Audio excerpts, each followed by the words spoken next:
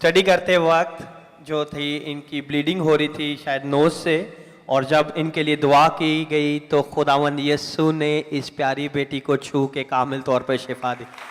ये आप सबकी इंकरेजमेंट है कि ना तो इसके मामा आई है ना इनके पापा आए हैं, ये खुद खुदावंद के नाम को जलाल देने के लिए यहाँ पे खुद आई है। आप सब भी कभी खुदावंद के नाम को लेने से ना शर्माए।